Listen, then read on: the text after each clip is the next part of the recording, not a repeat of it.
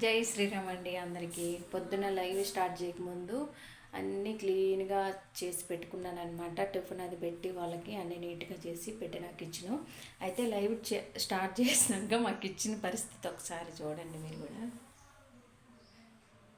అన్నీ గందరగోళంగా ఉన్నాయి అనమాట.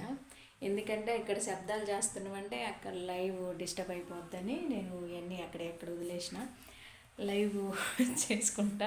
ఇది అట్టుందా పిట్ట మాత్రం నాకు లైవ్ హెల్ప్ చేసినందుకు, అంటే కామెంట్లు చదివి పెట్టినందుకు ఆ పిల్ల చేసే పని అంది చూడండి ఒకసారి. పిట్ట మాత్రం కామెంట్లు చదువుతూ నిద్రపోవడమే. నైట్ కామెంట్లు చదివి పెట్టినందుకు పొద్దున్నే 9 దాకా పడుకొనియాలి.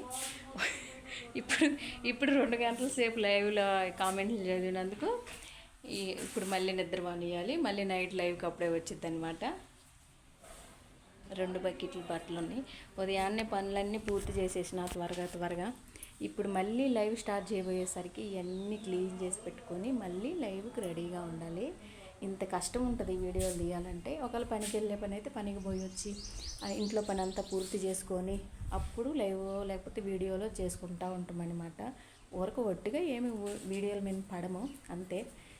దీనికి ఏం పని లేదు, ఊరికి వీడియోలు తీసుకుంటుంది సోకులు చేసి అది ఇది అనే వాళ్ళ కోసం అనమాట. ఇది అందరు ఏమనరు, అందరు బాగా ఎంకరేజ్ చేస్తారు చెయ్యి మంచిగా అని. కొంతమంది ఉంటారు అనమాట అనేవాళ్ళు, వాళ్ళ కోసం అనమాట వీడియో.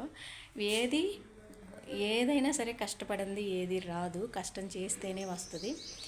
మనము 500 కూలీకి 4 గంటలకు లేచి తెల్లవారుజామున 4 గంటలకు లేచి నైట్ 7 అవుతుంది ఇంటికి వచ్చేసరికి అంత కష్టం చేస్తేనే 500 మనకి చేతికి వస్తాయి అనమాట. అది విషయం. ఏది కష్టపడింది ఊరికే రాదు అంతే. కొంతమంది అంటూ ఉంటారు కదా, వాళ్ళ కోసం అనమాట వీడియో. లైవ్ చేయాలంటే ఎంత కష్టం ఉంటుంది. ఓకేనా, బాయ్.